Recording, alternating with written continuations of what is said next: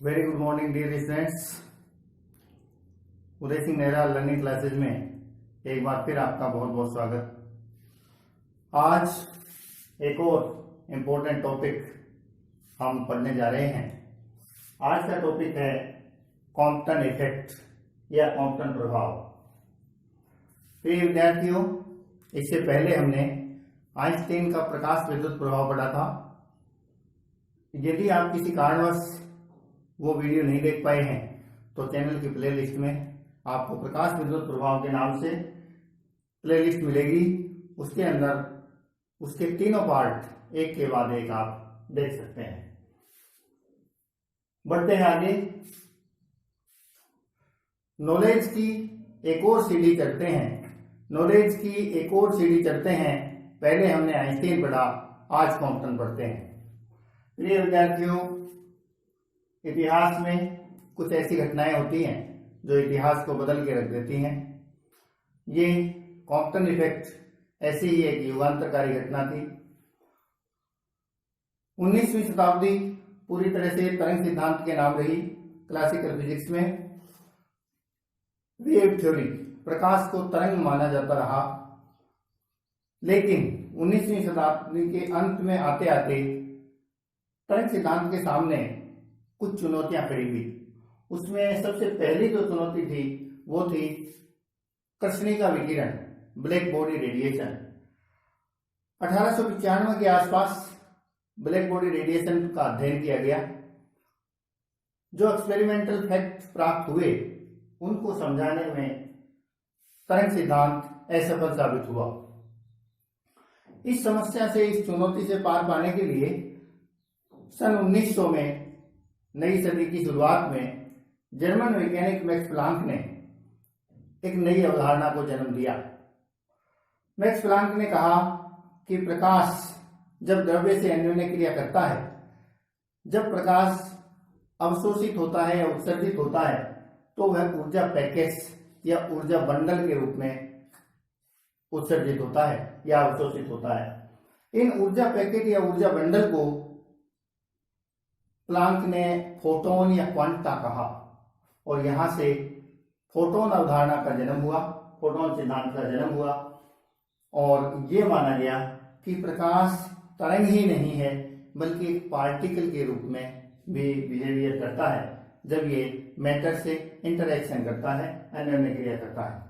इसी बात को आगे बढ़ाया सन 1905 में महान वैज्ञानिक आइंस्टीन ने, और उन्होंने फोटोन सिद्धांत के आधार पर प्रकाश विद्युत प्रभाव की बड़ी सुंदर व्याख्या की, जिसको समझाने में तरंग सिद्धांत फिर से फेल हो गया। इन नित नई चुनौतियों का सामना करते हुए तरंग सिद्धांत बड़ी मुसीबतों में था, बड़ी कठिनाई में था और तरंग सिद्धांत पर नित नए सवाल उठ रहे थे। ऐसी परिस्थितियों में सन 1923 में, 1923 में कॉम्पटन ने एक एक्सपेरिमेंट किया। कॉम्पटन साहब ने क्या किया कि मोनोक्रोमेटिक एक्सरेज ली, जैसा कि आप चित्र में देख सकते हैं। एक वर्णी एक्स किरणों को उन्होंने ग्रेफाइट के एक ब्लॉक पर आपतित करवाया और जो स्कैटर्ड लाइट थी, जो स्कैटर्ड एक्सरेज थी, उनका स्पेक्ट्रोमीटर के द्वारा अध्ययन किया, स्टडी किया। तो उन्होंने एक विचित्र बात पाई कि जो इंसिडेंट एक्सरे थी, जो आपतित एक्स किरणें थी, उनसे भिन्न आवृत्ति अथवा भिन्न वेवलेंथ की एक्सरेज पाई गई। ये एकदम नया परिणाम था। इसी परिणाम को कॉम्पटन इफेक्ट कहा गया, कॉम्पटन प्रभाव कहा गया। तो आखिर कॉम्पटन प्रभाव क्या था, कॉम्पटन इफेक्ट क्या था? देखिए, जब एक्स किरणों को किसी लक्ष्य, जो कार्बन या कोई हल्की धातु हो सकती है जैसे एल्यूमिनियम, से प्रकीर्णित किया जाता है, तो प्रकीर्णित एक्स किरणों में आपतित किरणों से अधिक तरंगदैर्घ्य अर्थात कम आवृत्ति की एक्सरेज पाई जाती हैं। इस घटना को कॉम्पटन इफेक्ट कहते हैं।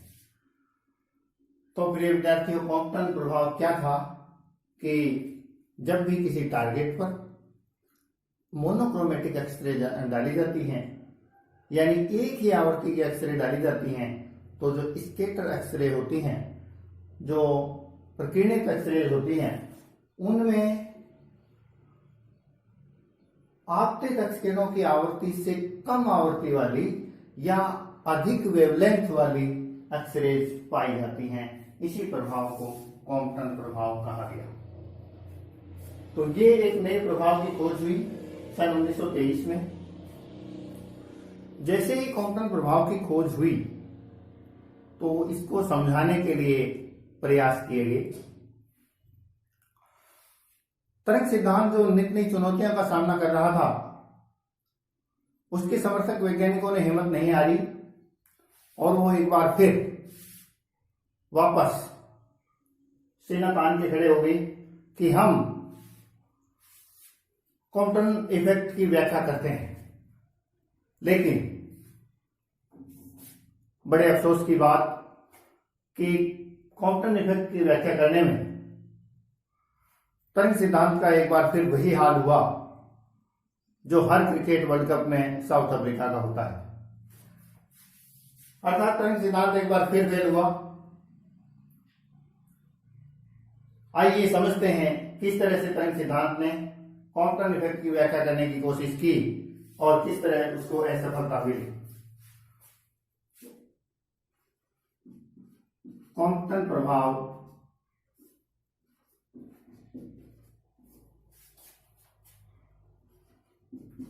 की व्याख्या करने में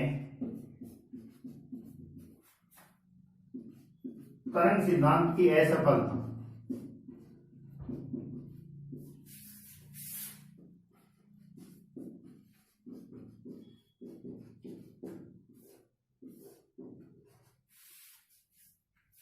तरंग सिद्धांत के समर्थक वैज्ञानिकों ने कहा कि हम न किसी से डरते हैं, चाहे सफलता मिले ना मिले, अंतिम दम तक लड़ते हैं।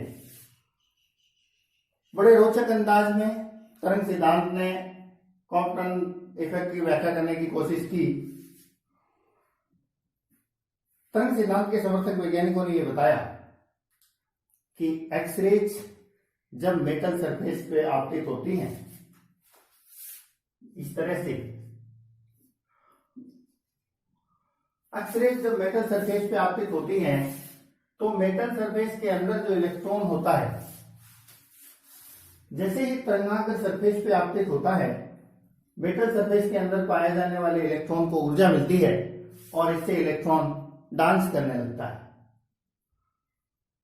डांस करने लगता है मतलब इलेक्ट्रॉन सिंपल हार्मोनिक मोशन करने लगता है। तरंगांतर की ऊर्जा पाकर इलेक्ट्रॉन सिंपल हार्मोनिक मोशन यानी सरल आवर्त गति करने लगता है। चूंकि इलेक्ट्रॉन एक चार्ज पार्टिकल है, इलेक्ट्रॉन एक आवेशित कण है, और आवेशित कण जब सिंपल हार्मोनिक मोशन या वाइब्रेटरी मोशन या दोलनी गति करता है, तो इससे नई इलेक्ट्रोमैग्नेटिक वेव जनरेट होती है। और उन इलेक्ट्रोमैग्नेटिक वेव की जो फ्रीक्वेंसी है वो बिल्कुल उतनी ही होती है जितनी फ्रीक्वेंसी उस सिंपल हार्मोनिक मोशन की होती है। अर्थात इससे जो इलेक्ट्रोमैग्नेटिक वेव जनरेट होगी, इससे जो वेव जनरेट होगी उसकी फ्रीक्वेंसी सिंपल हार्मोनिक मोशन की फ्रीक्वेंसी के बराबर होनी चाहिए। लेकिन सिंपल हार्मोनिक मोशन की फ्रीक्वेंसी कितनी होगी? जो इंसिडेंट वेव की फ्रीक्वेंसी होगी, जो न्यू आवृत्ति की जो एक्सरेज इंसिडेंट हुई है, जो आपतित हुई है, उसकी आवृत्ति से दोलन करेगा इलेक्ट्रॉन और उसी आवृत्ति की एक्सरेज ये स्कैटर करेगा। इसका मतलब क्या हुआ?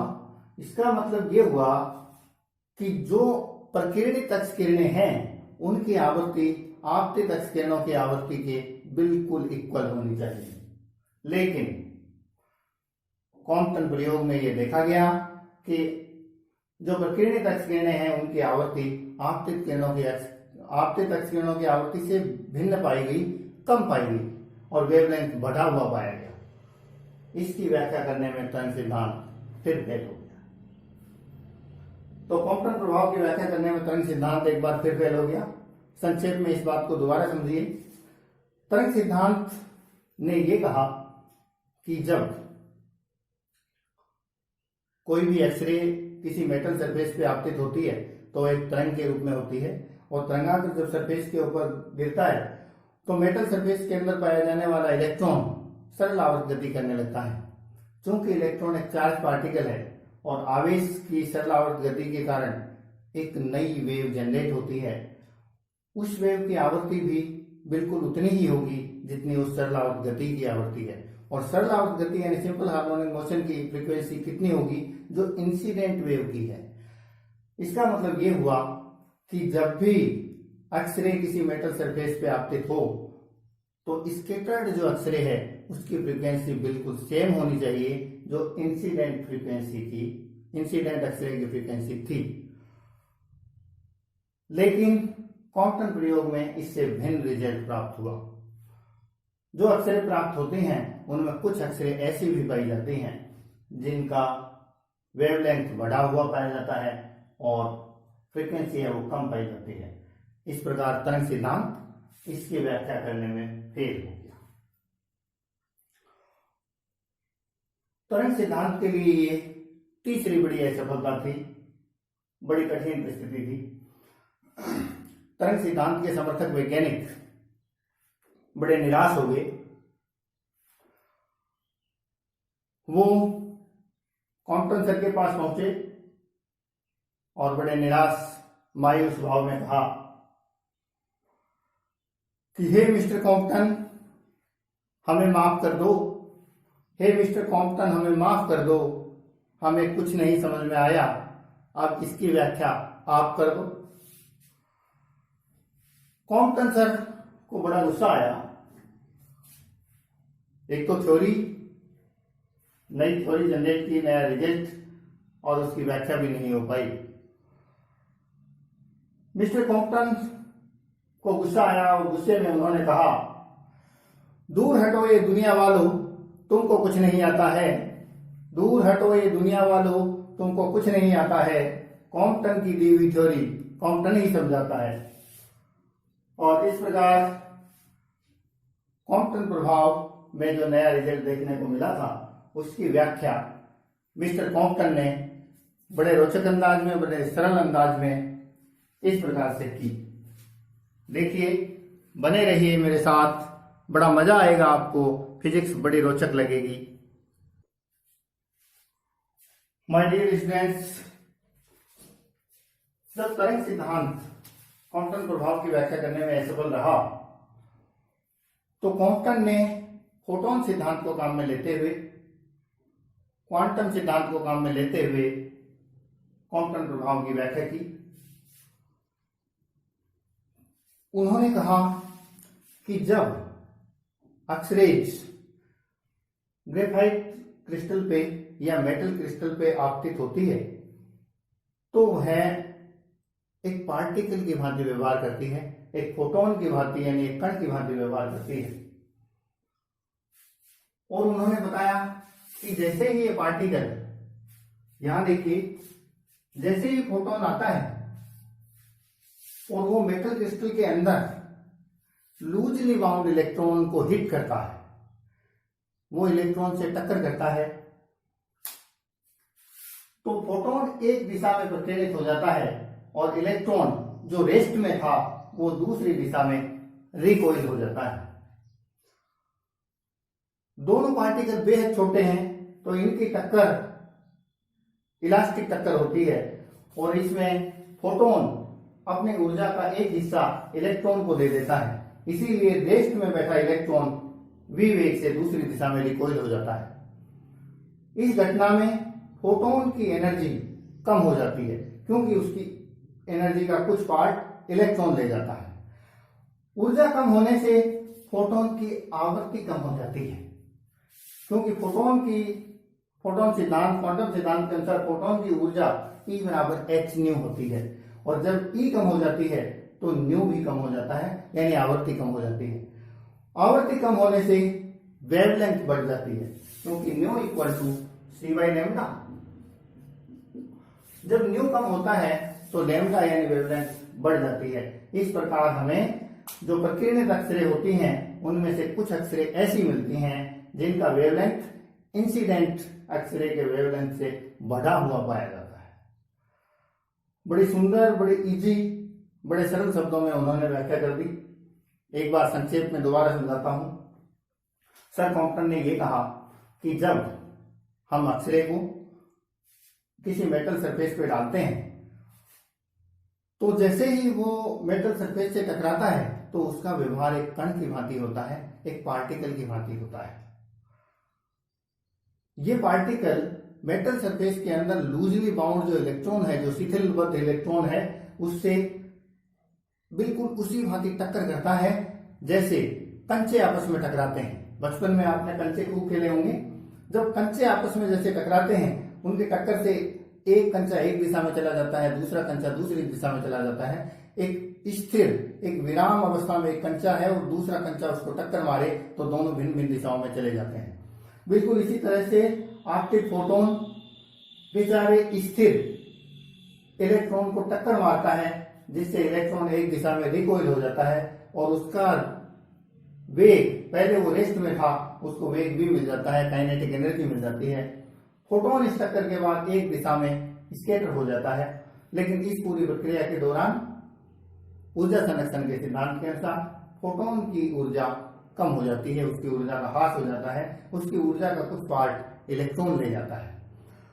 क्योंकि ऊर्जा कम होती है इसलिए आवृत्ति कम हो जाती है, क्योंकि फोटोन की आवृत्ति फोटोन सिद्धांत के अनुसार E बराबर h से दी जाती है, जो सीधा सीधा आवृत्ति पे डिपेंड करती है। फ्रीक्वेंसी कम होने के कारण वेवलेंथ बढ़ जाती है और इस प्रकार हमें कॉम्पटन इफेक्ट में इस तरह की एक्सरे कुछ मिलती हैं स्कैटर्ड एक्सरे में, जिनकी आवृत्ति आपतित किरणों की आवृत्ति से कम होती है और वेवलेंथ बढ़ी हुई पाई जाती है। तो इस प्रकार से बड़ी सुंदर सरल व्याख्या कॉम्पटन के द्वारा की गई। फोटोन सिद्धांत के आधार पर ये तरंग सिद्धांत के ऊपर एक और बड़ा कुठाराघात था और फोटोन सिद्धांत के लिए एक और नींव का पत्थर था। सबसे बड़ा साक्ष्य था कि प्रकाश जो है या इलेक्ट्रोमैग्नेटिक वेव जो हैं वो केवल वेव की भांति ही व्यवहार नहीं करती, पार्टिकल की भांति भी व्यवहार करती हैं। इस तरह से कॉम्पटन ने अपने सिद्धांत की व्याख्या की। एक और बहुत फेमस टर्म आती है कॉम्पटन शिफ्ट, कॉम्पटन विस्थापन, और हम इसके सूत्र की उत्पत्ति करेंगे। उससे पहले हम ये जान लें कि कॉम्पटन शिफ्ट आखिर है क्या, कॉम्पटन विस्थापन क्या है। देखिए, कॉम्पटन विस्थापन किसे कहेंगे? हमने अभी अभी देखा कि कॉम्पटन इफेक्ट में आने से पहले, टक्कर से पहले फोटोन की ऊर्जा थी E बराबर h न्यू। टक्कर के बाद फोटोन की ऊर्जा हो गई E डैश बराबर h न्यू डैश। चूंकि कुछ ऊर्जा इलेक्ट्रॉन को दे दी गई, इसलिए फोटोन की जो फाइनल एनर्जी है वो कम हो गई। इसका मतलब क्या हुआ कि E dash is less than E। इसका मतलब क्या हुआ? h nu dash is less than h nu. h Planck constant है, दोनों साइड से कैंसिल आउट हो जाएगा। Nu dash is less than nu. और हम जानते हैं कि nu equal to c by lambda. Nu dash is less than nu means c by lambda dash is less than c by lambda, and this means c is cancelled by c, so this means lambda is less than lambda dash। यानी जो scattered photon है, जो scattered x ray photon है, उनकी wavelength incident wavelength से ज्यादा होती है। और ये जो अंतर होता है लैम्डा डैश माइनस लैम्डा, जिसको हम डेल्टा लैम्डा कहते हैं, ये है इसी को कॉम्पटन विस्थापन कहते हैं, कॉम्पटन शिफ्ट कहते हैं, इसको कहते हैं कॉम्पटन विस्थापन।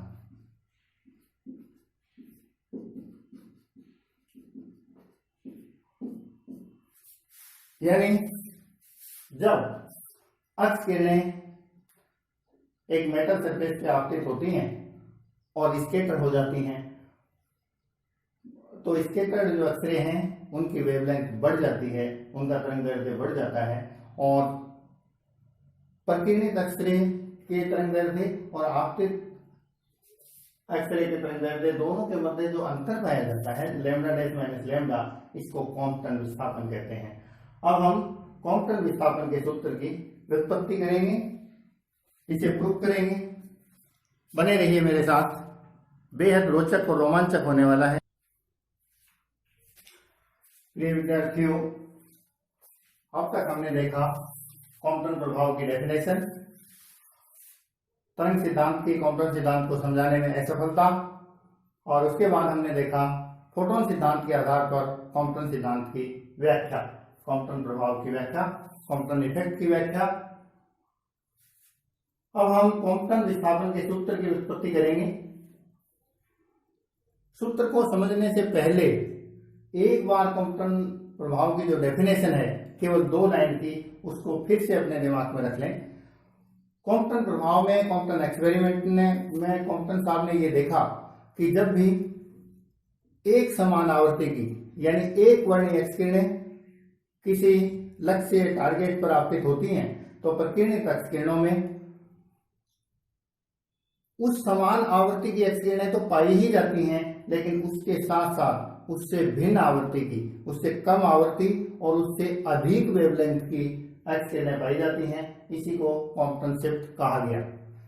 याद रख लें अच्छे से, कुछ भिन्न आवृत्ति की एक्स किरणें पाई गई जिनकी आवृत्ति आपतित एक्स किरणों की आवृत्ति से कम थी और तरंगदैर्ध्य आपतित एक्स किरणों के तरंगदैर्ध्य से बढ़ा हुआ था। ये बात भी इंपॉर्टेंट है कि सेम उसी आवृत्ति की एक्स किरणें भी पाई गई, लेकिन कुछ एक्स किरणें जो थी वो ऐसी थी जिनकी आवृत्ति कम थी और तरंगदैर्ध्य बढ़ा हुआ था। इसको हम थोड़ा सा समझ सकते हैं। हर चीज को हम समझते हुए चलें तो बाद में समस्या नहीं हो। परमाणु संरचना हमने छोटी कक्षाओं में पढ़ी है, और परमाणु का अधिकांश भाग खोखला होता है और इलेक्ट्रॉन उसके चारों ओर चक्कर लगाते हैं। जब कोई फोटोन क्रिस्टल पे आपतित होगा तो बहुत सारे ऐसे फोटोन हो सकते हैं जो परमाणु के खोखले हिस्से से आर पार चले जाएंगे, उनके रास्ते में कोई इलेक्ट्रॉन आएगा ही नहीं, टकराएंगे ही नहीं। तो इस प्रकार से पार निकलने वाले एक्स किरण फोटोन, उनकी आवृत्ति में कोई चेंज नहीं होगा, क्योंकि उनसे किसी की टक्कर नहीं हुई। आवृत्ति में चेंज नहीं होगा, इसका मतलब वेवलेंथ में चेंज नहीं होगा। हम इसको और अच्छे से जानेंगे। कॉम्पटन विस्थापन का सूत्र प्राप्त करने के बाद वहां हमें पता चलेगा कि कौन से वो फोटोन हैं जो जिनकी आवृत्ति में कोई चेंज नहीं होगा, और इसका जो प्रकीर्णन कोण फाई है उसके साथ क्या संबंध है। अब देखिए कॉम्पटन शिफ्ट के सूत्र की व्युत्पत्ति। ये एक आपतित फोटोन है जिसकी ऊर्जा E1 बराबर h न्यू थी। इसका संवेग h न्यू बाई c था। एक इलेक्ट्रॉन रेस्ट में था, शिथिल लूजली बाउंड इलेक्ट्रॉन, जिसकी ऊर्जा E बराबर m0c², केवल विराम द्रव्यमान ऊर्जा थी, और चूंकि ये रेस्ट में था इसलिए संवेग 0 था। ये विराम द्रव्यमान ऊर्जा क्या है, इसको मैं थोड़ा सा समझा देता हूं। इलेक्ट्रॉन और प्रोटॉन बहुत छोटे पार्टिकल हैं और इनका वेग जो है वो बहुत अधिक होता है। इलेक्ट्रॉन का वेग 10⁶ मीटर पर सेकंड की कोटि का होता है, जो प्रकाश के वेग की तुलना में बहुत कम नहीं है, और प्रोटॉन तो प्रकाश के वेग से गति करते ही हैं। तो इनकी जो ऊर्जा है वो सामान्य क्लासिकल मैकेनिक्स के आधार पर नहीं दी जाती, बल्कि रिलेटिविस्टिक यानी सापेक्षता के सिद्धांत से दी जाती है। और सापेक्षता सिद्धांत के अनुसार टोटल जो एनर्जी है उसका फॉर्मूला ये होता है E² = P²C² + m0² C4। पहली स्थिति में इलेक्ट्रॉन चूंकि रेस्ट पे था तो मोमेंटम 0, ये वाली टर्म 0 हो जाएगी, तो रेस्ट मास एनर्जी क्या होगी, E square equal to m0 square c4, दोनों साइड वर्गमूल करेंगे तो E equal to m0 c square. तो ये इलेक्ट्रॉन की एनर्जी थी। टक्कर करता है फोटोन एक पार्टिकल की भांति, टक्कर के बाद फोटोन इस दिशा में प्रकीर्णित हो जाता है।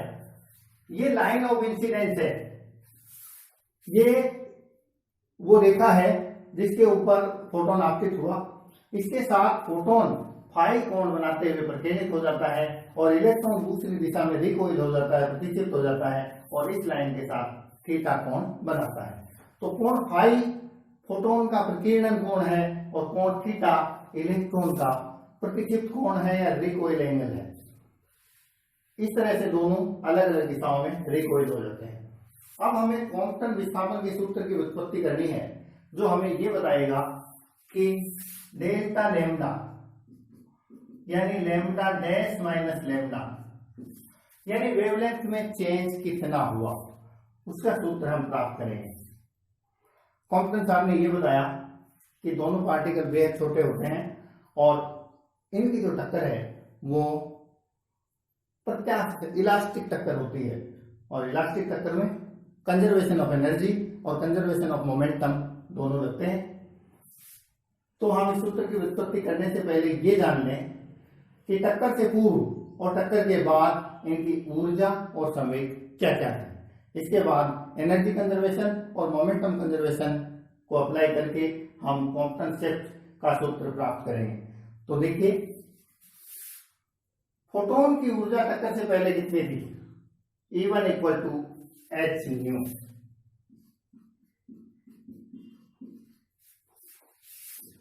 टक्कर के बाद E2 equal to H nu dash.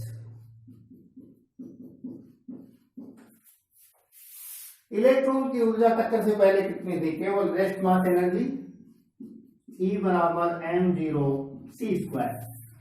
टक्कर के बाद ऊर्जा होगी mc स्क्वायर, जहां m क्या है, गतिशील इलेक्ट्रॉन का द्रव्यमान, और ये m जो है ये रिलेटिविस्टिक मास है जिसको हम देखेंगे। x दिशा में फोटोन का संवेग टक्कर से पहले हम ये मान रहे हैं कि ये जो हमारा लाइन ऑफ इंसिडेंस है ये एक्स एक्स है और इसके परपेंडिकुलर ये जो हमारी है ये वाई एक्स है, एक्स एक्स और वाई एक्स। तो फोटोन संवेग क्योंकि वेक्टर क्वांटिटी है तो हम संवेग को दो पार्ट में विभाजित कर लेंगे, दो घटकों में विभाजित कर लेंगे। टक्कर से पहले एक्स दिशा में फोटोन का संवेग, टक्कर से पहले फोटोन एक्स दिशा में ही आ रहा था, हम ये मान रहे हैं कि हमारी जो लाइन ऑफ इंसिडेंस है वो एक्स एक्स है। तो टक्कर से पहले फोटोन का संवेग एक्स एक्स की दिशा में कितना हुआ, h nu by c. So ये हो जाएगा अपने पास P1 equal to H nu by c. टक्कर के बाद फोटोन का एक्स दिशा में संवेग, फोटोन इस दिशा में प्रकीर्णित हुआ,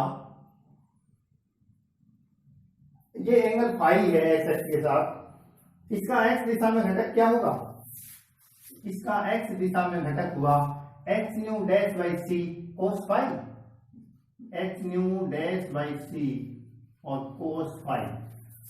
तो फोटोन का एक्स दिशा में संवेग टक्कर के बाद क्या हो जाएगा, P2 equal to H nu dash by C cos phi. X दिशा में इलेक्ट्रॉन का संवेग टक्कर से पहले इलेक्ट्रॉन रेस्ट में था, तो संवेग कहां से आएगा,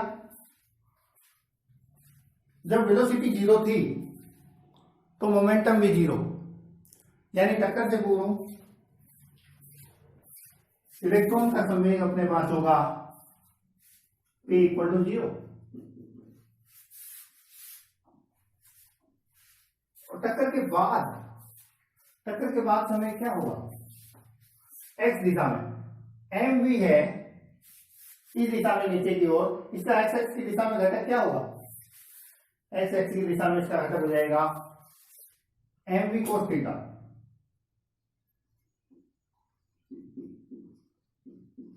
ये हो जाएगा एम वी कोस थीटा। तो अपने पास ये समय मिल गया हमें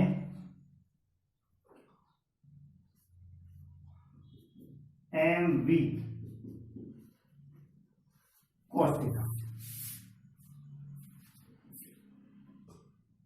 इसे हम पी एक्स कह दें और इसको पी टू एक्स कह दें। इसके बाद वाई दिशा में संवेग, फोटोन का वाई दिशा में संवेग टक्कर से पहले फोटोन एक्स एक्स की दिशा में आना था, वाई दिशा में कोई मोमेंटम होगा ही नहीं, तो ये हो जाएगा 0।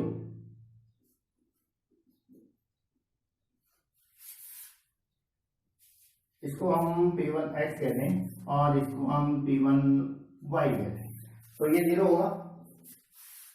टक्कर के बाद फोटोन का y दिशा में संवेग, इसका y दिशा में घटक h nu dash c sin phi, h nu dash by c sin phi, तो ये अपने पास हो जाएगा P2y equal to h nu dash by c sin phi.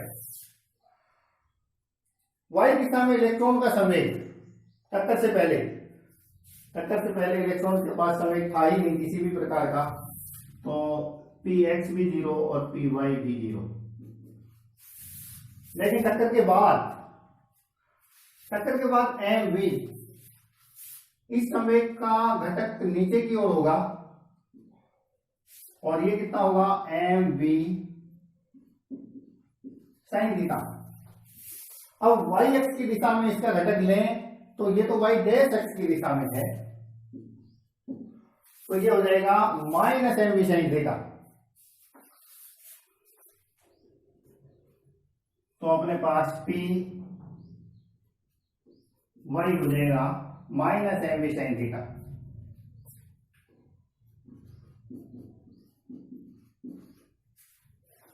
ये हमने एनर्जी और मोमेंटम दे दिया टक्कर से पहले और टक्कर के बाद फोटोन और इलेक्ट्रॉन दोनों का। अब चूंकि टक्कर प्रत्यास्थ है तो हमें एनर्जी कंजर्वेशन और मोमेंटम कंजर्वेशन लगाकर ये इक्वेशन प्राप्त करना है। देखिए हम लगाते हैं एनर्जी कंजर्वेशन, तो ऊर्जा संरक्षण के नियम से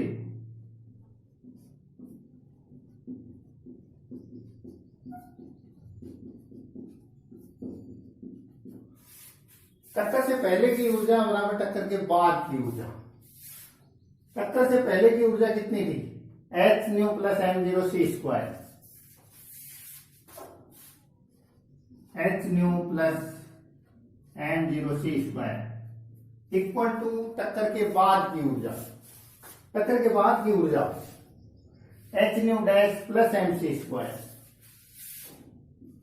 h nu dash plus mc square. यहां से हम mc स्क्वायर के रूप में इस समीकरण को लिख लें, तो mc स्क्वायर इक्वल टू, ये इधर जाएगा, h यहां से कॉमन ले लें तो nu minus nu dash plus m0 c square, equation number 1। Energy conservation से हमें पहला समीकरण प्राप्त हो गया, mc square equal to h nu minus nu dash plus m0 c square. उसके बाद मोमेंटम कंजर्वेशन, मोमेंटम चूंकि वेक्टर क्वांटिटी है इसलिए हम इसको घटकों के रूप में दोनों दिशाओं में लेंगे। तो एक बार हम x दिशा में संवेग संरक्षण लगाएंगे और दूसरी बार y दिशा में संवेग संरक्षण। तो x दिशा में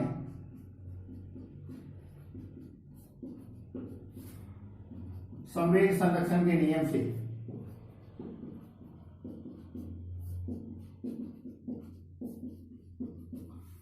x दिशा में संवेग संरक्षण नियम से टक्कर से पहले का संवेग, टक्कर से पहले केवल फोटोन के पास संवेग था h new by c, electron का संवेग 0 था, तो h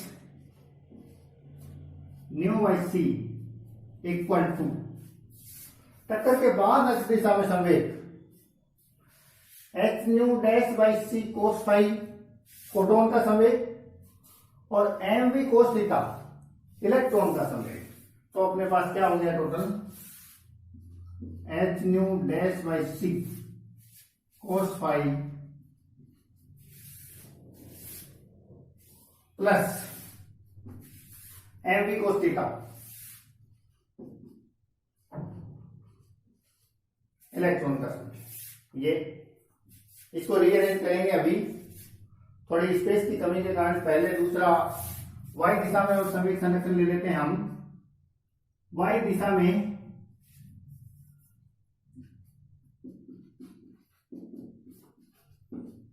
संवेग संरक्षण के नियम से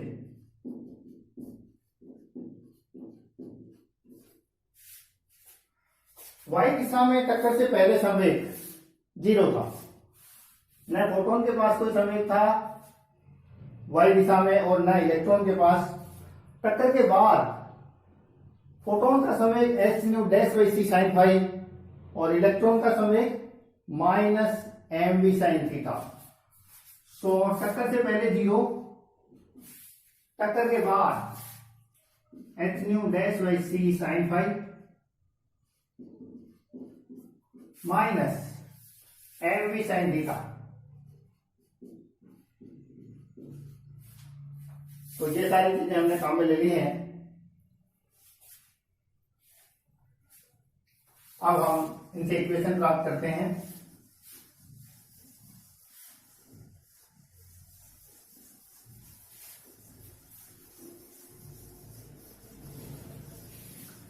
तो टक्कर से पहले और टक्कर के बाद हमने एनर्जी कंजर्वेशन और मोमेंटम कंजर्वेशन लगाया। अब देखिए इक्वेशन नंबर 1 हमें एनर्जी कंजर्वेशन से प्राप्त हुआ, एक्स दिशा में मोमेंटम कंजर्वेशन से। इस इक्वेशन को हम यहां यदि सी से पूरे पे मल्टीप्लाई कर दें तो h nu equal to H nu dash cos phi, यहां से अपने पास आ जाएगा h nu equal to H nu dash cos phi plus M we c cos theta. यहां से अपने पास m b c cos theta बराबर आ गया h nu minus h nu dash cos phi, h nu minus h nu dash cos phi. यदि h nu को common ले लें, एच को कॉमन ले लें यहां हम, तो अपने पास आ गया nu minus nu dash cos phi बराबर m we c cos theta.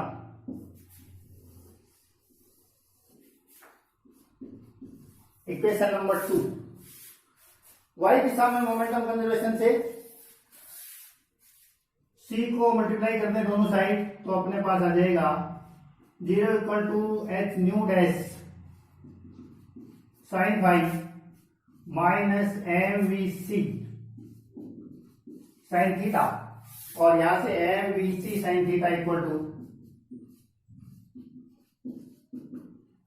H nu dash sine phi.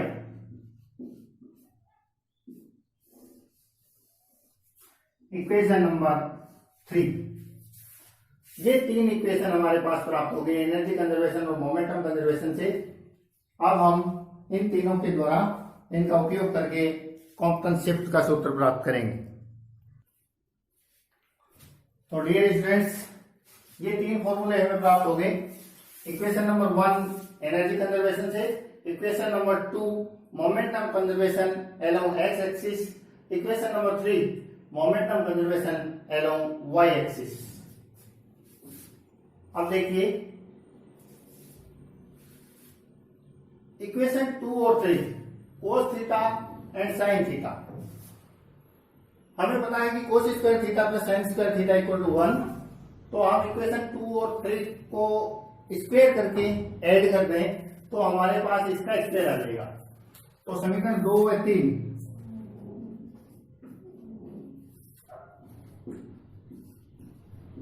का वर्ग करके जोड़ने पर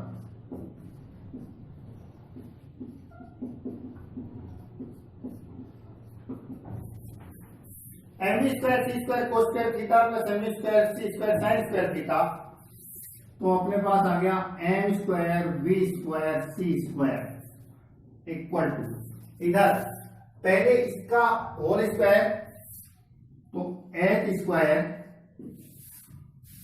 इसका स्क्वायर करें तो a square plus B square minus twice A b, nu square plus nu dash square cos square five minus two nu dash cos five. समीकरण 3 का वर्ग करके इसमें जोड़ेंगे तो एच स्क्वायर कॉमन आ जाएगा बाहर, दोनों के साथ आएगा, इसका वर्ग करेंगे तो H square new dash square sine square five, तो एच स्क्वायर बाहर रख लिया हमने, तो ये अपने पास प्लस में आ गया nu dash square sine square five,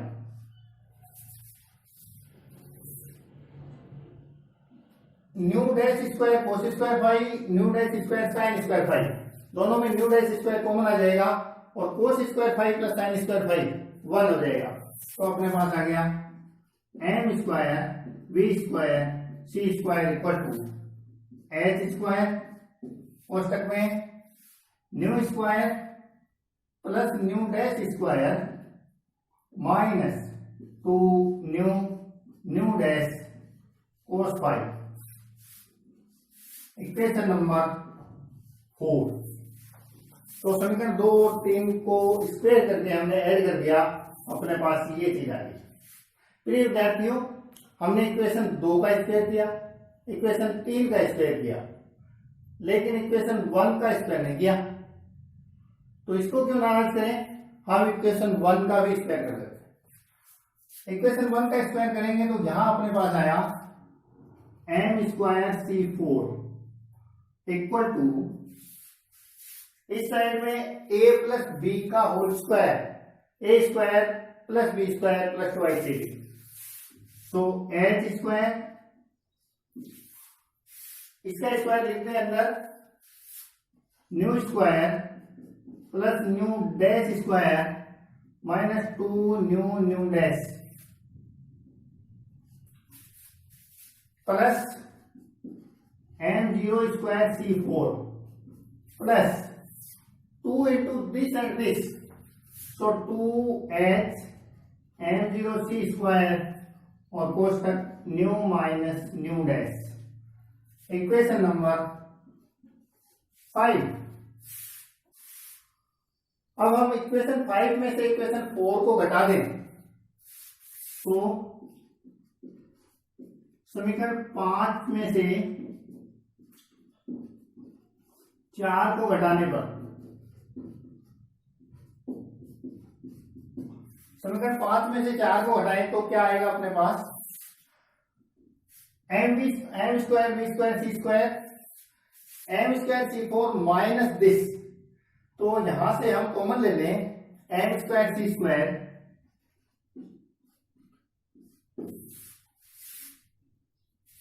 M square सी 4 कॉमन ले लें अपन पूरा, यहां 1 बचेगा माइनस, यहां एम स्क्वायर सी 4 कॉमन ले रहे हैं, एम स्क्वायर चला गया, सी स्क्वायर एक सी स्क्वायर बटे में रह जाएगा और ऊपर वी स्क्वायर बटे सी स्क्वायर, समझ में आ रही है बात। ये माइनस ये, समीकरण 5 माइनस 4 एम स्क्वायर सी 4 minus m square b square c square, हमने एम स्क्वायर सी 4 को कॉमन ले लिया तो यहाँ 1 बचा और यहाँ इसका भाग देंगे एम स्क्वायर सी 4 का, इसमें एम स्क्वायर कैंसिल हो गया, बी स्क्वायर बटे सी स्क्वायर इक्वल, समीकरण 5 में से समीकरण 4 घटाएं, देखिए एच स्क्वायर कॉमन है,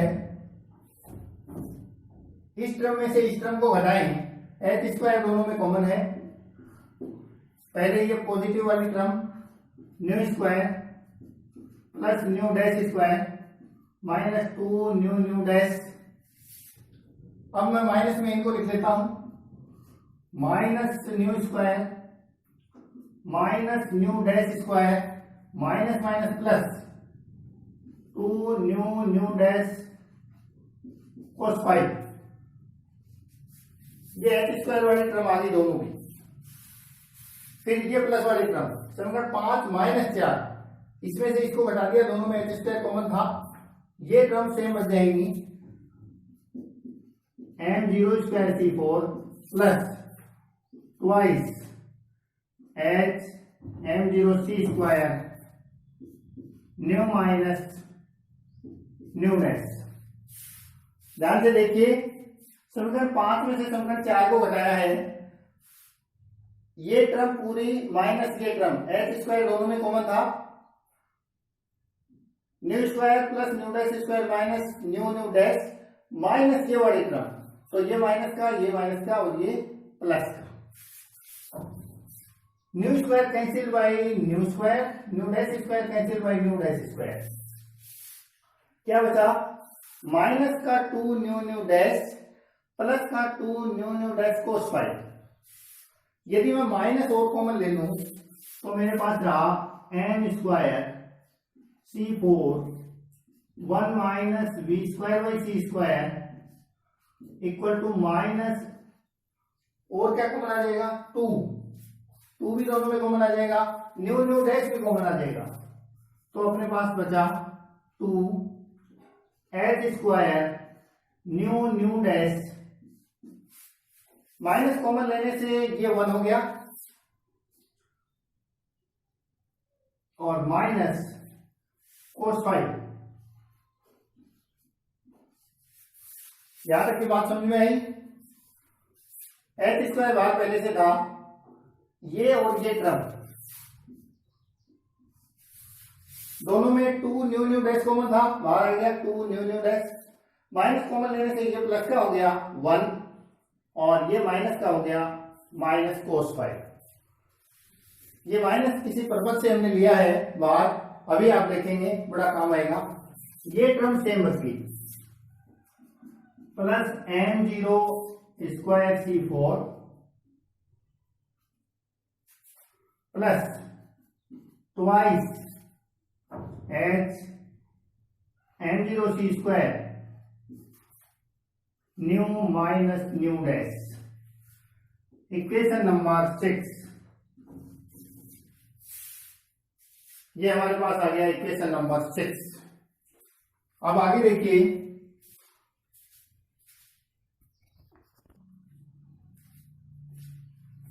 प्रिय विद्यार्थियों, यहां m जो है, m इलेक्ट्रॉन का गतिशील द्रव्यमान है, और स्पेशल थ्योरी ऑफ रिलेटिविटी में आइंस्टीन ने यह बताया कि जब कोई वस्तु जिसका वेग अत्यधिक होता है, यानी प्रकाश के वेग की तुलना में उसको नगण्य नहीं माना जा सकता, तब द्रव्यमान चेंज हो जाता है।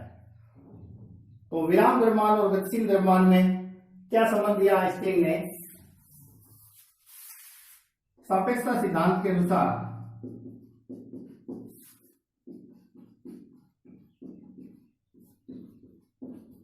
सापेक्षता सिद्धांत से यदि कोई इलेक्ट्रॉन v वेग से गतिमान है, कोई भी वस्तु v वेग से गतिमान है और v c की तुलना में बहुत कम नहीं है, तो उसके द्रव्यमान में क्या चेंज हो जाता है?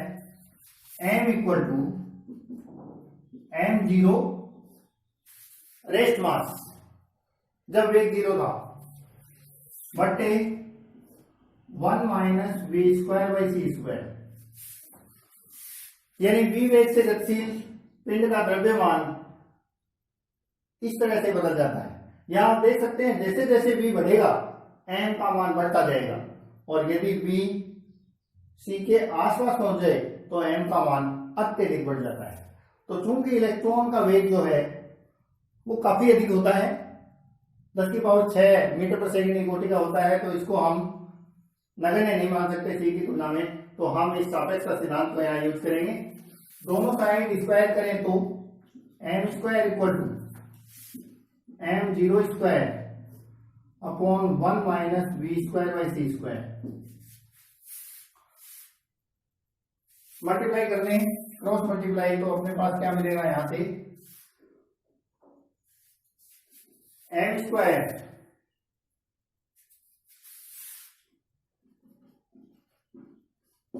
One minus V square by C square equal to m0 square.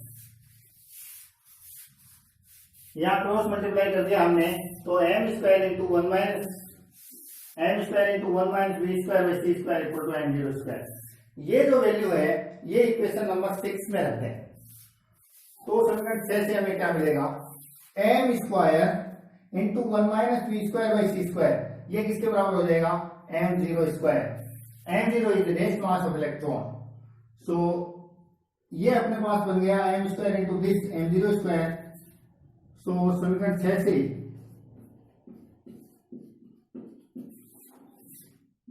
m0 square c4 equal to minus 2h square nu nu dash 1 minus cos 5 plus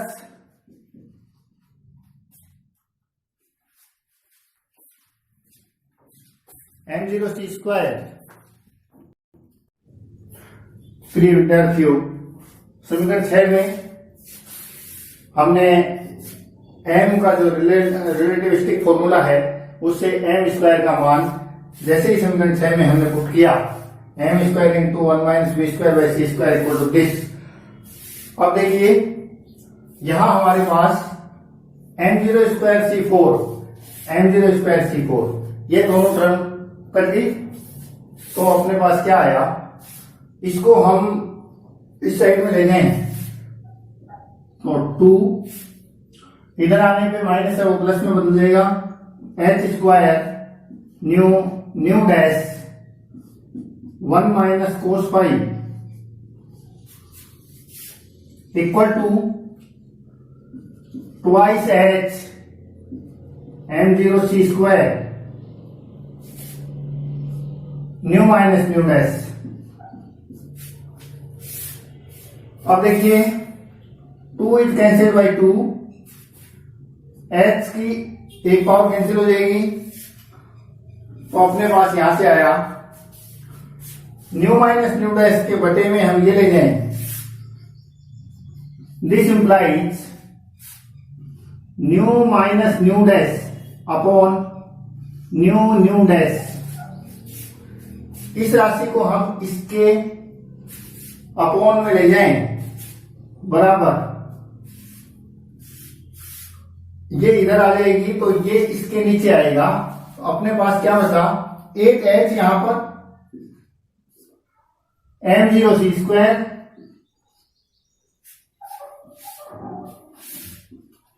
कोष्टक 1 minus cos 5।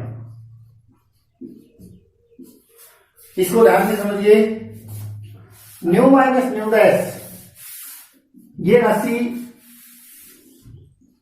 इसके अपॉन में जाएगी, जब ये इसके अपॉन में जाएगी तो एक h की पावर कट गई, यहां पे एक h बचा हमारे पास, h अपॉन ये m0 c स्क्वायर इधर आएगा तो इसके अपॉन और 1 माइनस कोस 5, ये 1 माइनस कोस 5। अपने को ये मिला न्यू माइनस न्यू डैश बटे न्यू न्यू डैश बराबर h upon m0 c square 1 minus cos 5।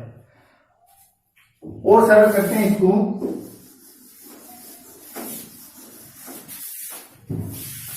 हम इन दोनों को अलग अलग करने, nu upon nu nu dash minus nu dash upon nu nu dash equal to h upon m0 c square 1 minus cos 5। Nu is cancel by nu, nu dash is cancelled by new dash, then we get 1 by new dash minus 1 by new equal to h by m0 c square 1 minus cos 5।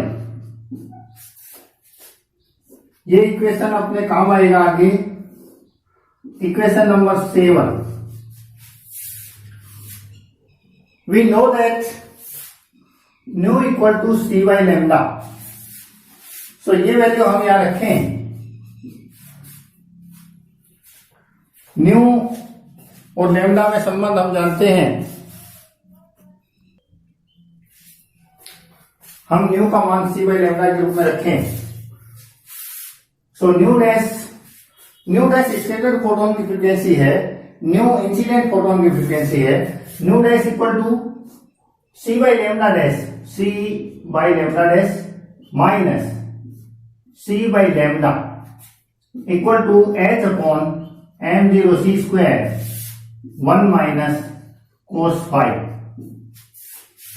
सी, एक सी यहां से इसके साथ cancel out हो जाएगा, सी दोनों में हम कॉमन लेंगे, क्या आएगा अपने पास 1 by C lambda dash minus lambda equal to H upon m0 c square 1 minus cos five.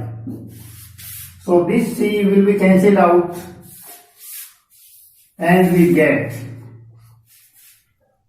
lambda dash minus lambda equal to h upon m0 c 1 minus cos phi. This is the required relation.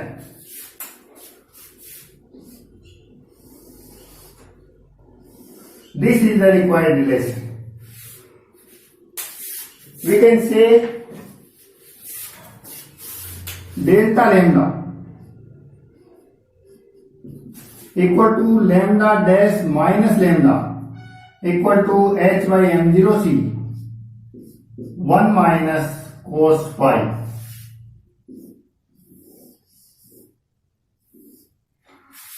तो ये हमारे पास Compton shift का formula आया, इसे हम कहते हैं Compton shift.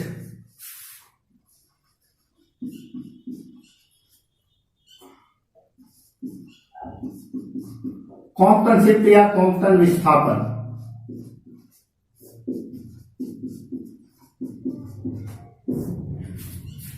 Dear students, Compton shift यानी कॉम्पटन प्रयोग में वेवलेंथ में चेंज कितना हुआ। लैम्डा डैश स्कैटर्ड फोटोन की वेवलेंथ, लैम्डा इंसिडेंट फोटोन की वेवलेंथ, तो lambda dash minus lambda H upon m0 c 1 minus cos five. H Planck constant, f0 rest mass of electron, c speed of light, 1 minus cos five. Five scattering angle, वो कोण जो line of incidence के साथ बनाता है scattered photon. ये formula हमें प्राप्त हुआ, जिसको कॉम्पटन विस्थापन का फेमस फॉर्मूला आप कहते हैं। अब यहां एक बात बड़ी गौर करने वाली है कि कॉम्पटन प्रयोग में जो वेवलेंथ में चेंज हुआ, जो बढ़ी हुई तरंगदैर्ध्य पाई गई, वो तरंगदैर्ध्य का अंतर डिफरेंस किस बात पे डिपेंड करता है, कौन से फैक्टर पे डिपेंड करता है। यहां इस इक्वेशन में हम देखें h, इसे हम देते हैं equation number 8। h is Planck constant, तो ये तो नियतांक है, चेंज नहीं होता। m0 इलेक्ट्रॉन का विराम द्रव्यमान, ये भी चेंज नहीं होता। c प्रकाश का वेग, ये भी चेंज नहीं होता। तो ये पूरी क्वांटिटी नियतांक है, यानी इस पे तो कोई डिपेंडेंस नहीं है। फिर डिपेंडेंस किस चीज पे है, केवल कोष्टक वाली राशि पे।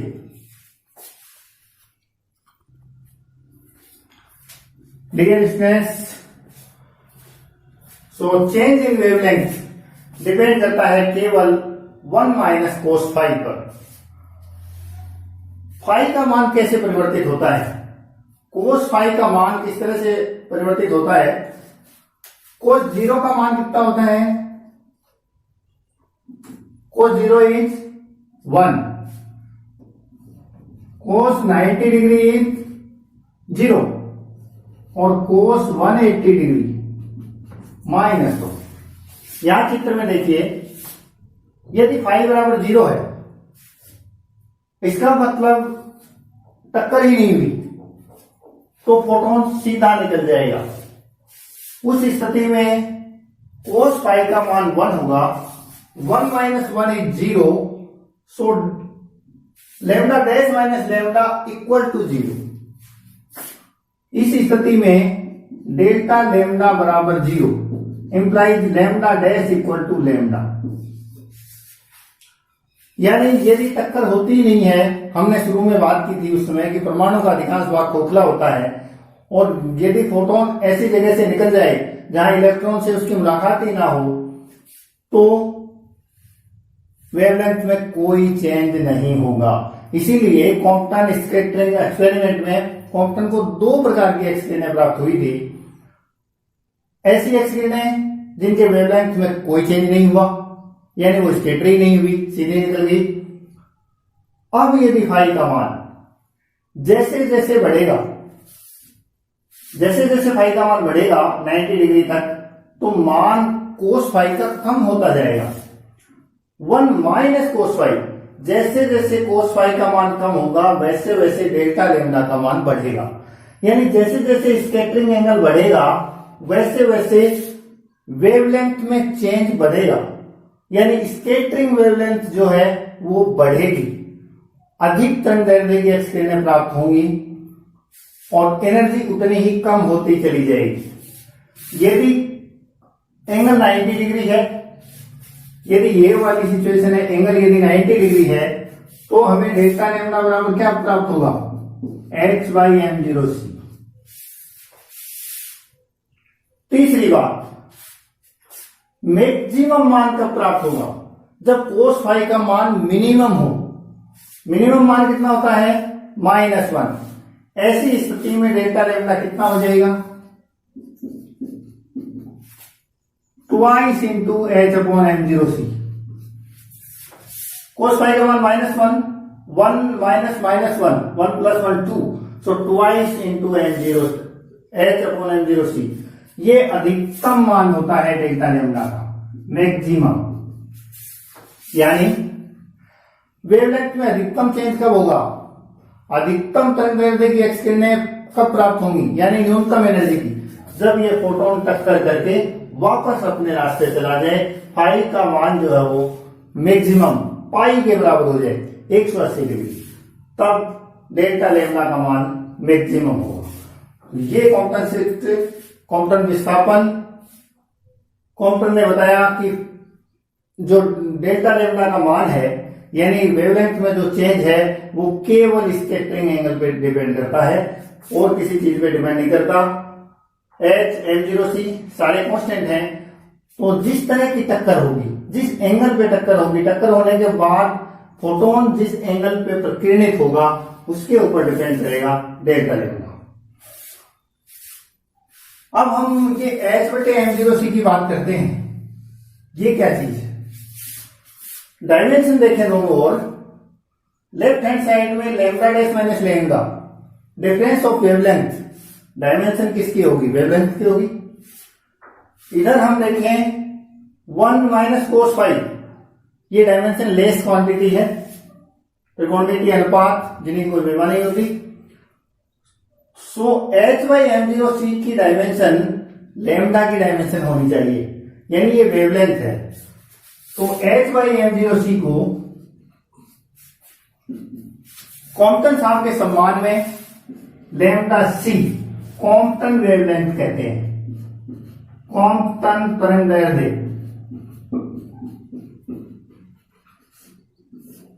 इसको कॉम्पटन वेवलेंथ कहते हैं।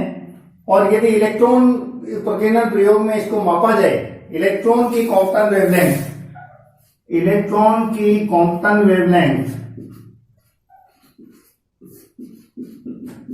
यदि ज्ञात की जाए, h/m0c, h प्लांक कांस्टेंट,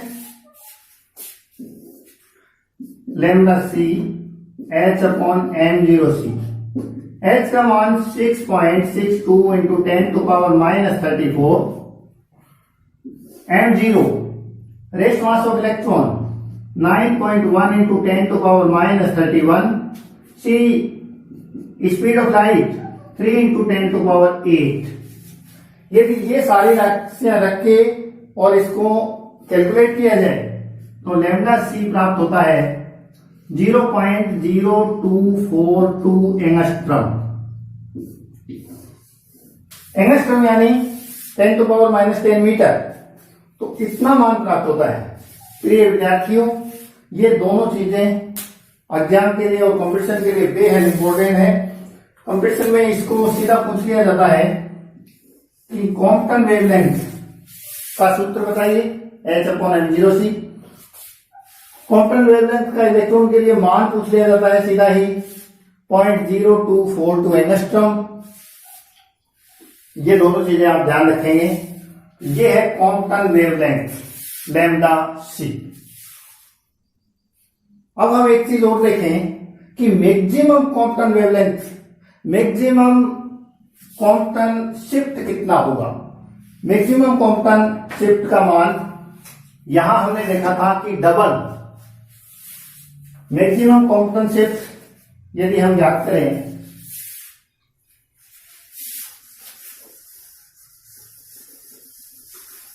तरंग दैर्ध्य में अधिकतम परिवर्तन कब होगा, जब फाई बराबर 180 डिग्री। फोटोन टक्कर करके वापस ही आ जाएगा, तो डेल्टा लैम्डा मैक्सिमम होगा और ये किसके बराबर होगा, 2 × H/m0c। H/m0c